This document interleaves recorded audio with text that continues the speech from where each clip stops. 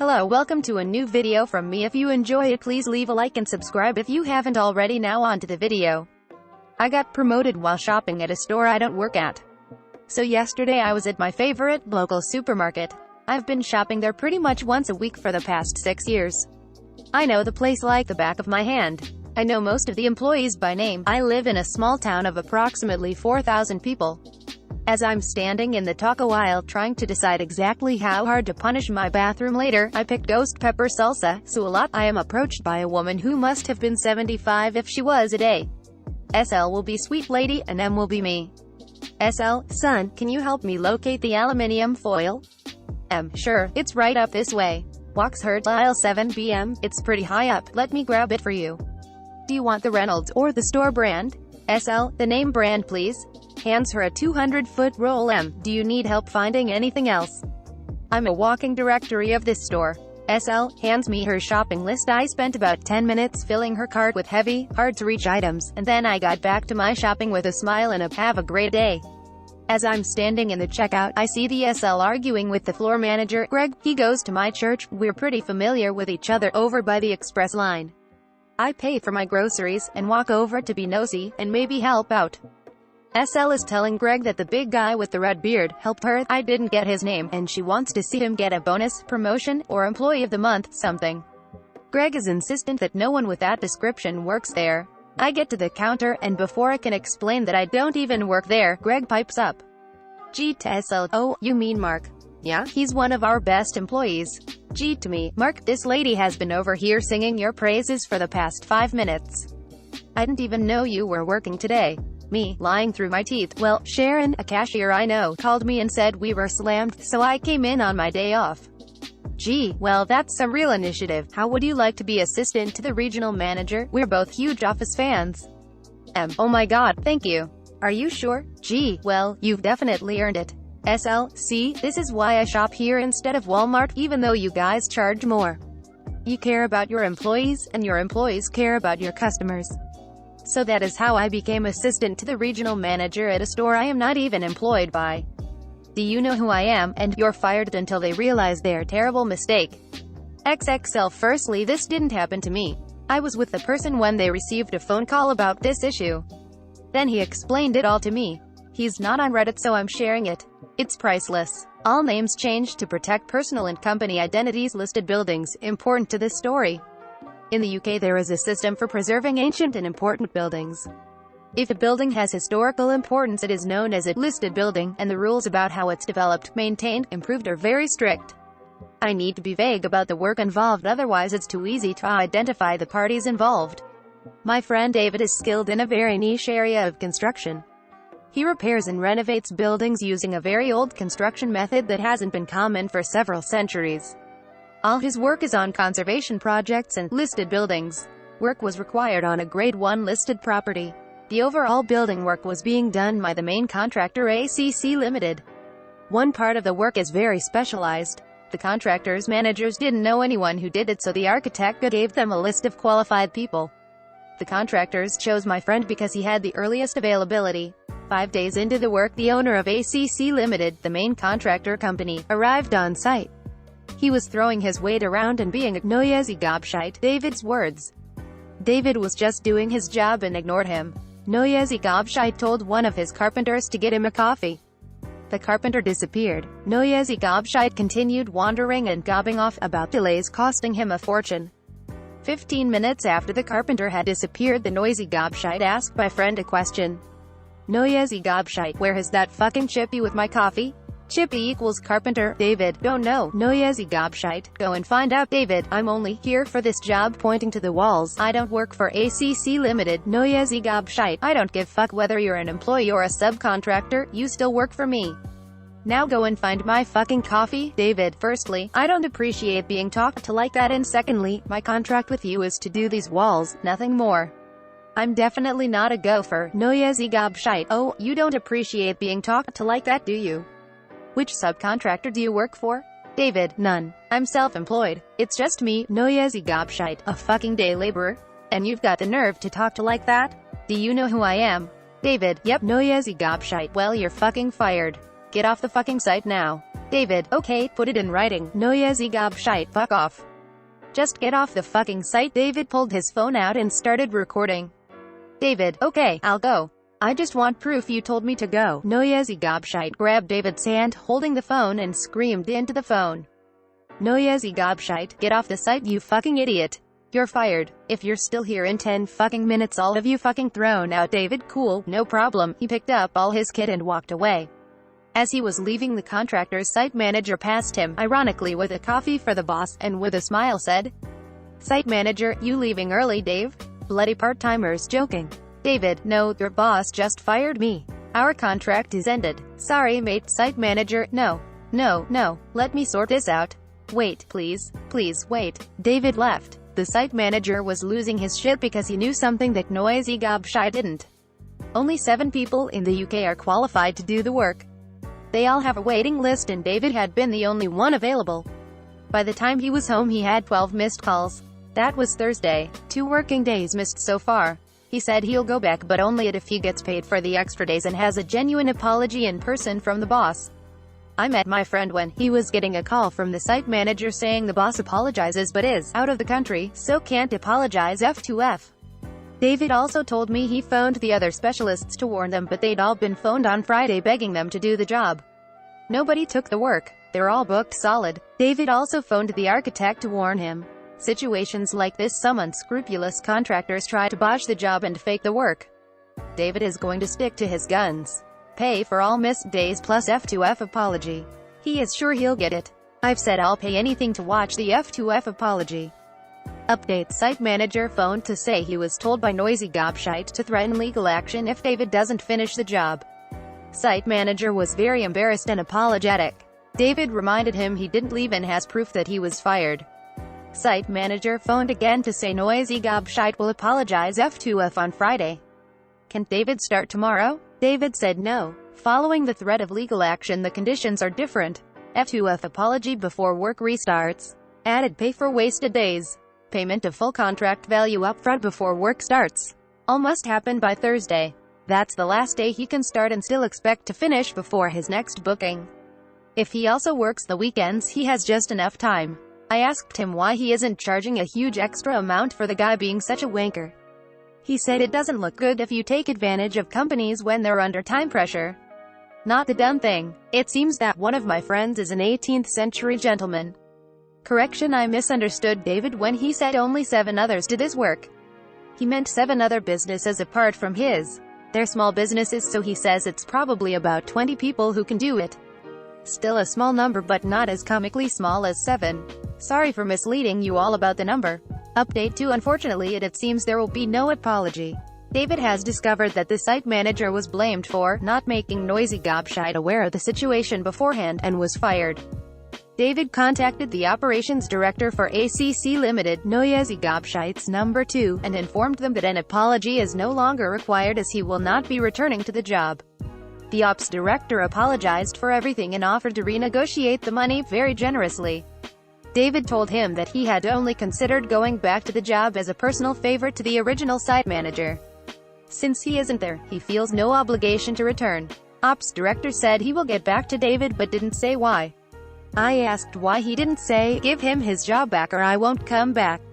David said, "Noisy gobshite is too petty and weak to be told what to do by a craftsman. It will have to be the company's idea for the site manager to come back. If I tell them to bring him back, it won't happen." David says the site manager is great at his job but is only 4 years from retirement, so it's not easy to find a job at 61. I've decided I like David even more than I did 3 days ago. Update 3: it's 2 a.m. here. We've just got back from the pub. David got a call while we were out from the sacked site manager. David updated the architect on the situation this afternoon. The architect contacted the sacked site manager to tell him about a company who need a site manager. The sacked site manager phoned David just before 9 p.m. I had to sit through the phone call, only hearing one side. I must have looked childishly excited, like I'd got an arsenal of sparrows. Then David filled me in. The site manager rang to thank him and to find out his favorite drink so he can send him a bottle. He hasn't got the new job yet, but he is seeing them on Friday. Apparently, the architect's recommendation carries some weight, so he's optimistic. David refused at first. "I didn't get you a job, the architect did," the site manager said, "but you set all this shit in motion and told the architect that I'd been fired. Because of you, I never need to deal with that obnoxious pillock ever again." David wasn't specific about who the obnoxious pillock was. "We'll have to guess." David said his drink is Cardhu Gold Reserve. He said he will accept a bottle only if the site manager gets the new job and b if the site manager will come over and drink the Cardhu with David. It looks like the handsome scribe who did the enormously difficult time-consuming job of skillfully writing this saga down on Reddit isn't included in the whiskey consumption. As David poetically put it, "Piss off, knobhead, you can buy your own fucking drink." All good news, hopefully, except that nobody gets to see the tosspot Noyezi Gobshite eat shit when he has to apologize. I was so looking forward to that. Additional information: David and the fired site manager know each other outside of work. Each are members of charity organizations in the same town. Two different groups, but they work together a lot. Site manager is in Rotary Club, and David is in Round Table. I don't think he's a knight, but you never know. Update: 4 Operations Director for ACC Limited phoned David to suggest that they take the site manager back and generously renegotiate the money. David says they've missed the boat. There is no way he can finish the job on his own before he starts his next job. There is an absolute minimum of 11 days work left if everything goes without a hitch. David's next job starts the 4th of November. Only 10 days left if he works both weekends. Too late. I wish I could be a fly on the wall when Noisy Gobshite is told. The most common question many are asking what David does. If I said what it was, it's so identifying that I might as well give you his real name and his address. Sorry. The reason there are very few of them is it takes 5 years to become just competent and at least 9 years to be a master craftsman. The jobs need at least one master present when the work is done. Update: 5 Bad news. The fired site manager didn't get the other job. He met the new company, but they're not taking him on. The reasons aren't clear. David is meeting him on Sunday to discuss it. I can tell David feels like shit about it even though it's not his fault. Site manager says he's going to take action for unfair dismissal. I thought this was going to be win-win-win, but I suppose life isn't like that. Update: 6 News about the sacked site manager. The situation isn't as bad as we first thought.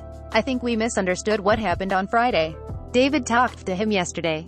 The company he saw on Friday are not employing him in the normal way, that part was correct. But they have offered him a fixed-term contract for 18 months on a distribution center build. It's not perfect, but on the bright side it's slightly better paid than ACC. It's only 18 months, but that's better than nothing. There is also the chance that the new company might extend the contract if another project comes in. Update: 7. Seriously? David has heard that they're getting a Bulgarian to come over to do the job. David was grinning when he told me. He thinks he knows what will happen. There is a similar but different technique that was used on some 19th century buildings in Sofia. David thinks that the guy will use the technique. It looks similar, but two very important materials are different. David has decided to wait. He plans to let the Bulgarian finish the job and get paid. Then David is going to suggest to the planning department and the client that they check the two components. Unless the Bulgarian knows the 17th century English method, he will have used the wrong materials. It would mean ripping it out and starting again. They are incredibly strict with this type of work. I shouldn't want this so much, but I really hope this happens. I'm a petty man. Further information: many people are asking when will David know if the Bulgarian has done the job right. David might know fairly soon since there are very few suppliers of one of the materials. If the Bulgarian contacts them, David will be told. David's words: "It's a tiny incestuous part of the industry and they gossip like old women." Correction, we all gossip like old women. If he doesn't go there, David is leaving it alone until he is told that the work is finished and the Bulgarian is paid. He doesn't want to put the guy's money at risk. In David's words, "I don't want the Bulgarian to drag his ass over here and go home empty-handed just because I can't wait to drop silly bollocks in the shit. The man's got a living to earn." Oh wait, just in case of confusion, silly bollocks is the same person as Noyezi Gobshite. It should take the Bulgarian about 3 weeks to finish the job unless he works weekends. David knows plenty of people on site and a few at ACC head office, so he'll know when the job is finished. So I've got to sit on my hands for 3 to 4 weeks and pretend I'm not an excited 7-year-old girl pissing her pants about Christmas coming. Update: A. David has been told that the Bulgarian got straight to it and started work. He's had materials delivered, but from an ordinary building supplier. The stuff he needs to do the job properly is too bulky for him to bring with him even if they sell it in Bulgaria. He hasn't ordered it from the UK supplier. There are 3 but only one has enough for this job because they got it in for David. So, unless it is coming by road and ferry, he is not using the right materials. David wouldn't allow it to go unreported even if he wasn't annoyed about noisy gobshite. He's got a genuine passion for looking after all these buildings he works on, and he is a purist when it comes to historical accuracy. So now I have to hold my water for 3 to 4 weeks. David says that if he's using more modern materials he might finish sooner. 3 weeks is the time it takes if you stay in the 17th century. I've turned into a bit of a weirdo about this job.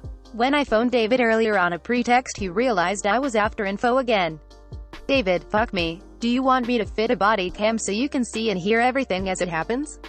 Me, if it's not too much trouble and you can link me into your phone calls. That'd be nice. David, after laughing, you fucking knob cheese. Is it okay if I cover the lens when I'm shitting and shagging my wife? Me personally, I don't do those 2 things at the same time, but whatever floats your boat. David, you're telling me you do them separately? When are you shagging my wife? Me, right after she's cleaned all the shit off the sheets from doing you. Some of us are fussy. David, piss off. You're an uptight clean freak. Hangs up. No goodbye, no see you soon. English manners aren't what they used to be. I know it doesn't look like it, but honestly, I do have a life. I promise. TLDR, owner of contracting firm fires subcontractor without realizing nobody else can do the essential work. Lots of shit ensues. Update 9 continues here. Update: do you know who I am? Backfires on business owner XXXL. This is an update to this post. I was told that the reason I couldn't add any more to the original post was due to character limits. So, new thread. When I first started writing this, I would never have believed I was going to type. Update 9. Lots of news. The Bulgarian finished the job and went home 2 weeks ago. According to the people who met him, Stefan, the Bulgarian, was a good guy and a very hard worker. He did 12-hour days and weekends so he could cut the cost of staying in the UK. Based on what he learned about Stefan, David is happy that he waited until Stefan got paid before he reported the work. David was already fairly sure that Stefan was not doing the job correctly. He had checked the 3 firms who are the only UK suppliers of the most obscure material involved in the job, and none said they'd had an order for the site. Of course, it was possible that Stefan imported it, but nobody on site had seen an overseas material order. So, as planned, David contacted the local authority planning department, the client and the architect, and an organization called Historic England. He explained his concerns and the easiest, least intrusive way of testing. Then he waited for them to look into it. It only took a couple of days, but I can honestly say that I've never been so anxious or felt so invested in something that is none of my pissing business. First report came from the architect. Wrong method used. Wrong method using the wrong materials. He'd used a 19th century Bulgarian technique, not the 17th century English that is demanded. The architect was enormously pissed off. David said he's never heard the architect use bad language before, but this phone call was blue. Apparently, noisy gobshite is called that ignorant fucking cockwomble by the architect. David asked me what a cockwomble is. I had no idea. Suggestions welcome. The architect said he was going to contact the local authority because he doesn't want them to think this is anything to do with him. Most of the rest came to David's second or third hand. He knows some of the staff from ACC. I asked if it was difficult to get them to tell him anything. He said they can't pick the phone up fast enough. The local authority planning officers visited the site and inspected the work. They told the contractor that the work was entirely wrong and must be cleared and done properly. Then it got interesting. The inspectors had a look around the site. They found an issue. I can't be specific about this because it would be too easy to identify the buildings involved. The contractor has destroyed part of the building. There was an internal feature that didn't look particularly important but is part of the roof structure. They removed it and put in a much better modern support. But they are not allowed to. Neither the project manager or the new site manager or staff knew the importance. Guess who ordered it to be replaced? Cheap quick option, instead of repaired, slow expensive option. Of course, it was noisy gobshite. It's a criminal offense to destroy anything on this type of property. Jail time type of crime. Even if they don't go to jail, it's a massive fine. So now everybody in that company is pointing fingers at each other and claiming no responsibility. Noisy gobshite has claimed that he did not give the order to take out the internal parts of the roof structure. The project manager has email evidence he did. On Tuesday 19th, the client ordered all of the contractor's staff off the site. They're having everything examined. It's almost certain they're firing the contractor. They've issued instructions for bids from new contractors. They'll also sue the contractor for the cost of repairing and replacing everything they've done wrong. The architect's estimate was £800,000. The local authority planning department wrote to the contractor outlining what they've done wrong and advising them of their plans to inspect and the possibility of prosecution. According to the staff, Noisy Gobshite disappeared to the lawyers on the day the letter arrived. David had 3 different people from ACC phone him within an hour when the news of the letter circulated around the staff. So now we're waiting for a few things. Client's inspection. If that confirms that ACC have damaged the site, then the client has the right to fire the contractor. ACC doesn't get paid and they have a massive repair bill. Local authority inspection by conservation experts. If they've destroyed features in the property, the local authority will prosecute ACC as a company and the person who ordered it. David is very unhappy because the internal structure that has been destroyed can't be replaced. In his words, that wood has been sitting there doing its job for 400 years until that fucking jizz stain comes into the picture. Then it's gone and that's it, never again. He seems genuinely sad. I'm betting that Noisy Gobshite is wishing he'd got his own coffee on that day last month.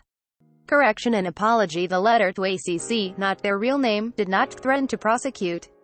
It only made them aware of the planning department's intention to send a specialist to inspect the building and in particular the area affected by the change. Apparently prosecution, if it happens, takes forever. My sincere apologies for misleading you all. Like everyone else, I was too keen to pick up my pitchfork and believe the worst. A combination of wishful thinking and Chinese whispers meant that by the time the story got to David it was much more serious and advanced. Noisy Gobshite might actually be prosecuted, but if it happens it's more likely to be 6 months than 6 days. That's the second correction since I started. I promise to try to be a bit more conscientious on future updates. My fault, not David's. David warned me, everything that goes in your ears doesn't have to spill straight out of your mouth. You're too keen to feed the masses. They might think you're farting rainbows right now, but that won't last if you make a bollocks of the info. He's right. As usual. As fucking usual. As annoyingly fucking usual. Requested information. A few people have asked what happened to the original site manager who was fired, but I couldn't answer until tonight. Me, David, site manager and 2 others met in the pub. He definitely has the new job, subject to fidelity insurance checks which he'll pass. He starts on the 9th of February. He got paid off, in lieu of notice by ACC. It's standard practice for firing. His contract gave 3 months notice and he was owed 12 holiday vacation days, so they paid him just over 3.5 months pay in one lump. He also gets to keep the car until March. He said, when he fired me I was shaking like a shitting dog, but the wife reminded me that I could take my pension early and how much I hate that company and especially hate the dodgy pillock. Then, architect called me about the distribution center job and I stopped worrying. He has got Christmas off and he is starting the new job on a slightly higher salary. The only downside is that the job is only guaranteed for 18 months. There is the strong possibility that the company will keep him after that if they have work. It's just not definite. Initially he was planning to take Noisy Gobshite to an industrial tribunal for unfair dismissal. Now he can't because he isn't going to suffer financially. He said, obviously I'm glad I'm not losing money, but I was looking forward to beating that Wazik in court. Right now he is using the extra time to build a better sleigh and some more reindeer. Yep, a sleigh. It's to go on the back of a truck. His group walk around the area dressed as elves and snowmen, with Father Christmas on the sleigh playing Christmas carols at window rattling volume, collecting donations for a charity. I've been roped into it many times. He brought David the whiskey he promised. David said he shouldn't, but site manager said, Yorkshiremen keep their word. Even to a shower of soft shandy sipping southerners like you lot. Besides, I'm not risking breaking this lucky streak. Even the whiskey was half price. Both me and David pointed at him simultaneously and said, a real Yorkshireman. For the unaware, Yorkshire folk have a reputation for 2 things. Very straight talking and being careful with their money. So, after bollocking him for suggesting that I was a southerner *, we left the pub and went to site manager's garage so we could drink the whiskey and admire his work on the sleigh. If I tell you all how good Cardhu Gold Reserve tastes, will they send me some freebies? * I'm Welsh. Born near Carnarvon, Cesneg YWFY Aliath, Cymru Embaith. That's why you've probably noticed some poor grammar. I'm waffling now because I'm full of whiskey. It's 1 a.m. so it's past my bedtime. Bye for now. Update 10 is here. Update 10. Seriously 10-2. Do you know who I am? Backfires on business owner XXXL. This is an update to post 1, which is the story, and updates 1-8, and post 2, which is update 9 in some extra requested info. Update 10. I think there might be some karmic justice on its way. Noyezi Gobshite has been interviewed under caution. It doesn't mean they're definitely taking legal action against him, but it means they are preparing for the possibility. They also did the same with the project manager, and they're going to do it with the fired site manager next week. The site manager is confident he has nothing to worry about. The decision to remove the roof support sections was made after he was fired. He said he was confident that if he'd been there at the time of the illegal alteration, the Noyezi Gobshite would have tried to pass responsibility. Or as site manager put it, that cowardly slope-shouldered turd would have shat all over me to save his own skin. Turds shit. Luckily, the project manager has proof, in the form of an email, that Noyezi Gobshite ordered the work. Noyezi Gobshite tried to bribe him not to pass it on to the people investigating this for the local authority planning department. When that didn't work, he tried to threaten him. That backfired because not only did project manager ignore the threats, but he told the investigators that Noyezi Gobshite told him to lose the email.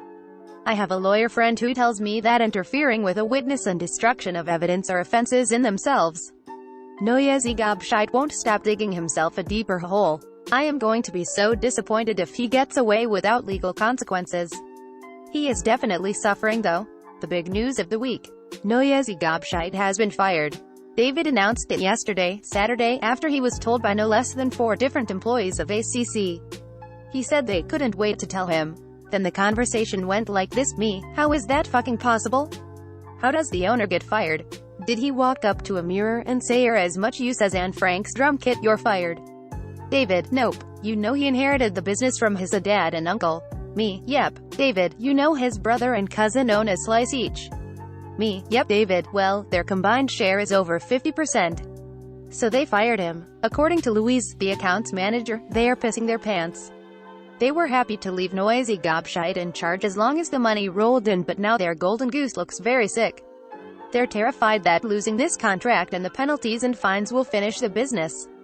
So, they're appealing to the client property owner to take ACC back to finish the contract.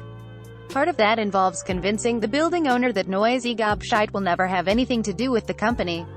Obviously, they're throwing Noyezi Gobshite under the bus. Louise said there was screaming and threats of violence from Noyezi Gobshite when they fired him. He had to be escorted off the premises. He's been phoning employees asking questions and seems surprised when people don't want to help him. According to Louise, he actually thinks the employees like him and want to be loyal to him. She said the man is in cloud cuckoo land. Me, he's going to be so pissed off. I wish I could see that numpty's face as it was happening. David, it's nothing that the scrot doesn't deserve. There is something else, but I can't tell you because I promised the person who told me that I wouldn't tell anyone yet. Me, you fucking tease.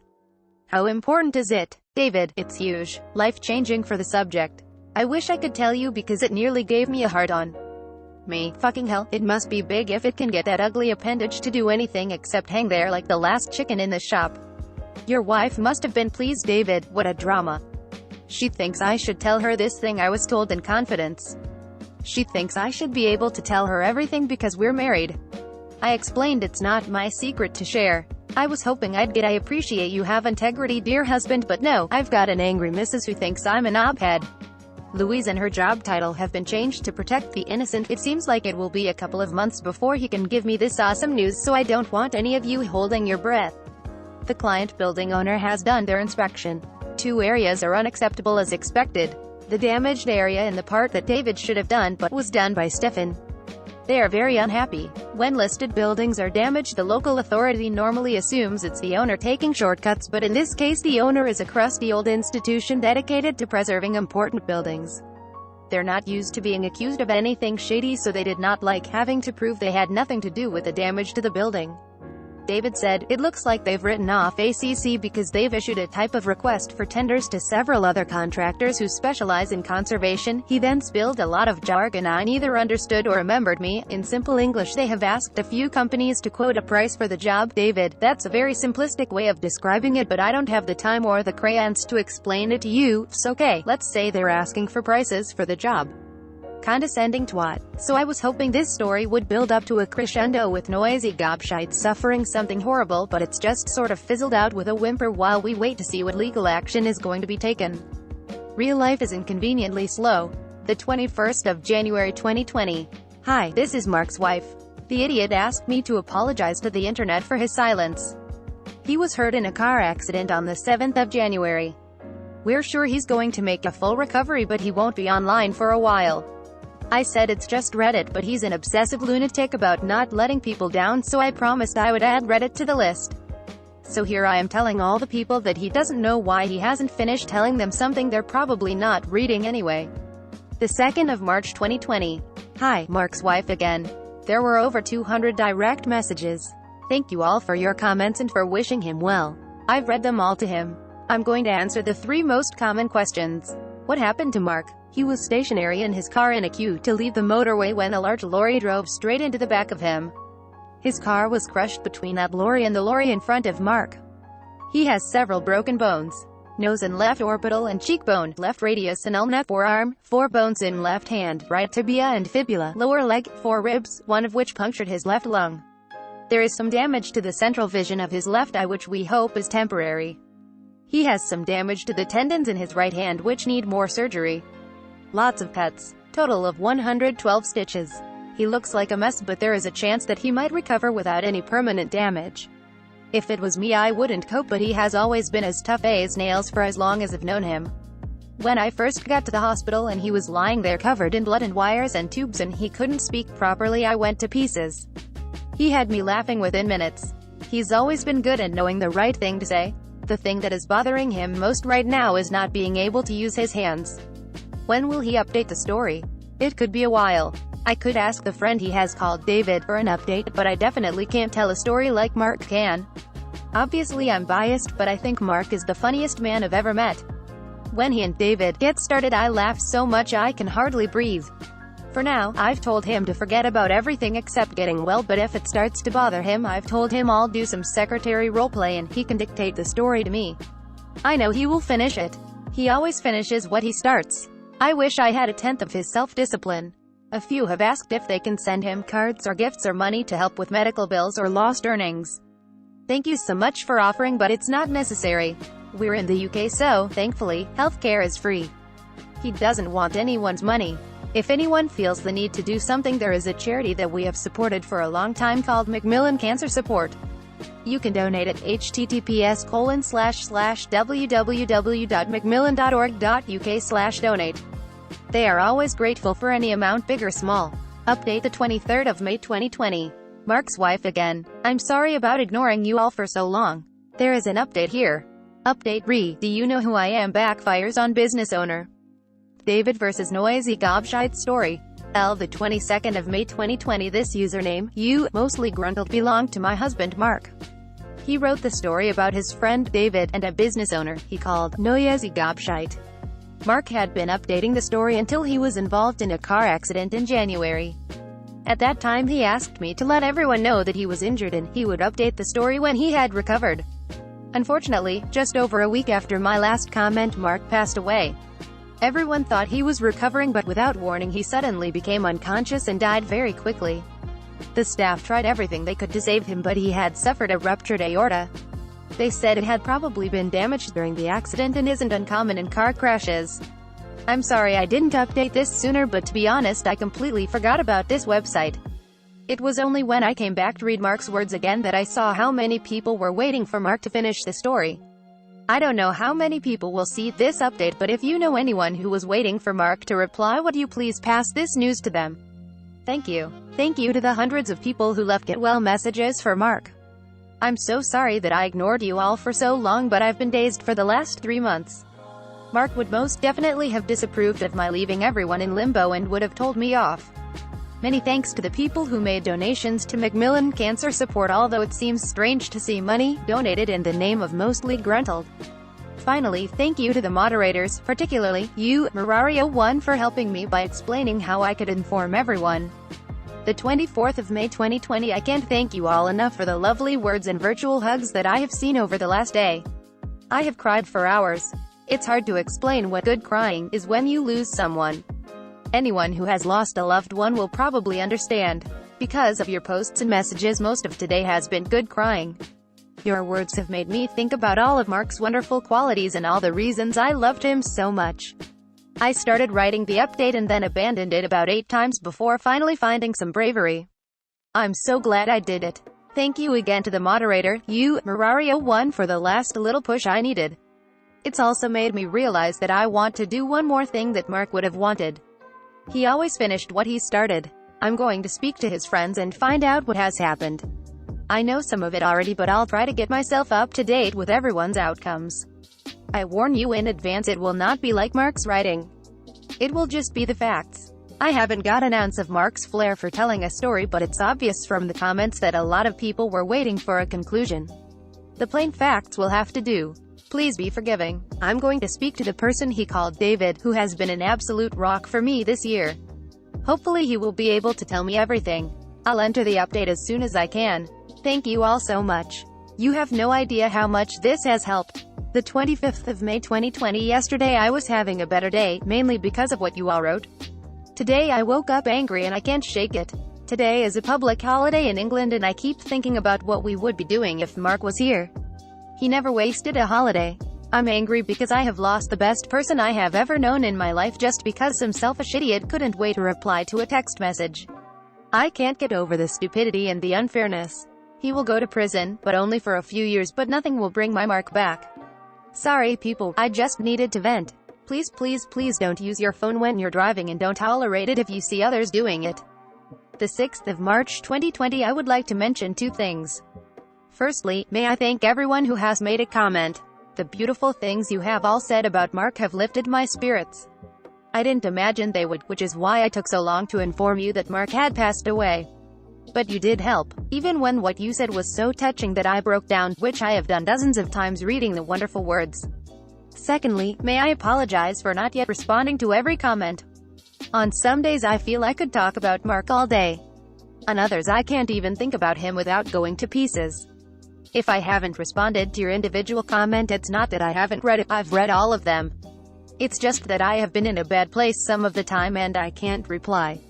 I will eventually reply to everyone, just as I did, very slowly, with the cards at the time of his funeral and since. I didn't think I would get through them all. It seemed that I was climbing a mountain that wouldn't stop growing, but I eventually replied to them all. All 322 of them. Finishing what I start is one of several good habits I caught from Mark. I just want to hear him call me Cariad again. Cariad isn't my name. It's a Welsh word for love. The 27th of July 2020. 3:10 a.m. Wow. I haven't been online for a few days and suddenly there are hundreds of messages. I can't sleep again and it occurred to me that I could update what happened to each of the people Mark had written about. It's just the facts. It won't have Mark's humor or style.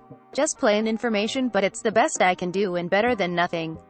Site manager. He started as planned in the new position on a building project for a distribution center. Mark had already said what site manager and David were unhappy about. Being on a fixed 18-month contract as a self-employed person was a disadvantage compared to being an employee. But that was before the coronavirus. After the virus hit, most of the employees were laid off, some were furloughed, but because of the contract the company had to keep paying the site manager in full. What he thought was a bad thing turned out to be his savior. Noisy Gobshite. The last that David could tell me about Noisy Gobshite was that he has been forced to divest his share of the business, so he no longer owns a third. He had to sign a personal liability agreement regarding his assets in the event of total liabilities being greater than the value of the company. The way I understand that is that if, for example, the total bills for Noisy Gobshite's mistakes are more than the company can pay, then Noisy Gobshite must pay the extra even if that means he loses his house. He had to give up his share of the business because they couldn't keep trading if he was involved. He needs them to keep going to pay the lawyers. He hasn't been charged with a crime yet, but it's certain that he will. They take a long time investigating and preparing before they charge him. Something to do with needing to be ready to go to court once he is charged. It also came to light that he had a warning for similar but much more minor damage to a listed building in 2011. David has been told that during the investigation some irregularities were discovered by the local authority and were referred to HMRC, the taxman, and Noisy is also being investigated for VAT fraud. One of the earliest comments on Mark's story said, "Expensive cup of coffee." An understatement if ever I've seen one. The big news was going to be about Noisy Gobshite and the sexual assault rape of one of the PAs in the ACC offices in 2017 and sexual harassment of other staff too. The assault did happen but wasn't Noisy Gobshite. It was a former finance director.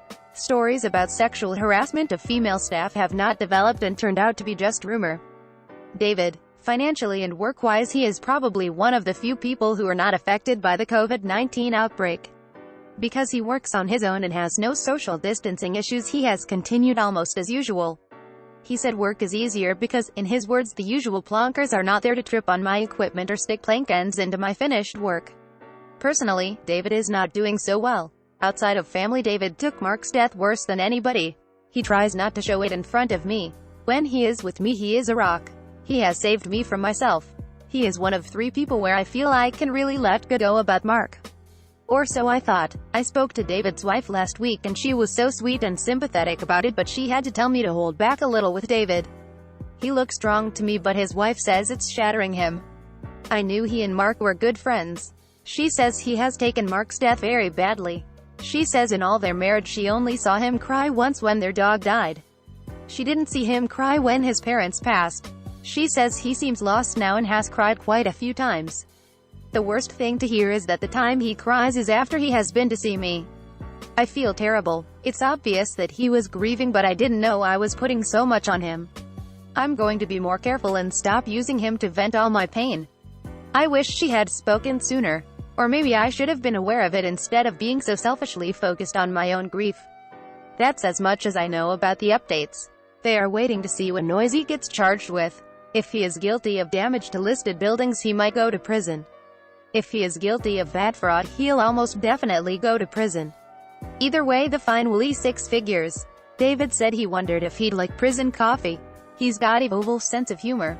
The 27th of July 2020, 5:30 a.m. When I came online earlier there were notifications for 512 private messages and comments. I don't know where to start.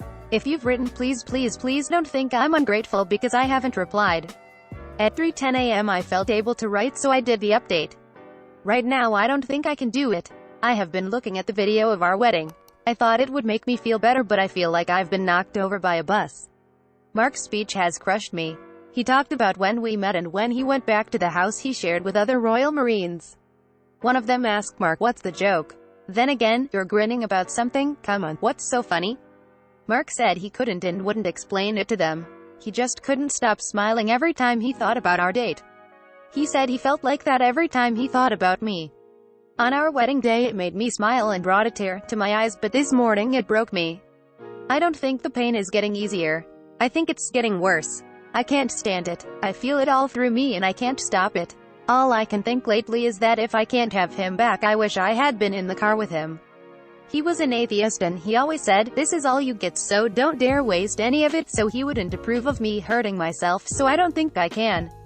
It's just so hard to carry on with this pain. I just want it to stop. I'm sorry to carry on like this. I daren't say this to people I know because they worry, but writing here is like screaming into a diary. My apologies to everyone. He'll try to get a hold on things but I miss him so much and I can't stop it hurting. I don't know what to do. Carry at the 31st of August 2020 17.25 Since I last updated this submission I've replied to quite a lot of messages. Hundreds. But I didn't get through them all. I can't see any more of the messages in chat but the screen says I still have 92 waiting. If you didn't get an answer you're in the 92. It was our anniversary yesterday, the 30th of August. I was dreading it but then when it came it was sort of empty. I watched our wedding video. I cried. I answered some messages. Halfway through one message I was suddenly overwhelmed with the realization that all the happiness I will ever have in my life has already happened. And finished. Everything I try to do in the future is just going to be overwritten with Mark should be here but he isn't. Everything from here until I die is just going to be existence. Just breathing and watching the days pass. It seems so pointless without Mark. I don't know if I can write any more. Thank you to everyone who offered their help. You're lovely people. Hold on to the people you love like you might lose them tomorrow. Don't do what I did and assume you can carry on in your own little heavenly bubble forever. Some careless idiot can snuff out everything you love in the blink of an eye, leaving you with nothing ahead of you. Bye. Thank you so much if you stayed till the end. At first I didn't know how long that last story would be, but once I got halfway, I just had to keep going. But if you stayed to the end, comment dogs are better than cats, if you like dogs more. But if you like cats more, comment cats are better than dogs. Whoever comments them will get a heart from me.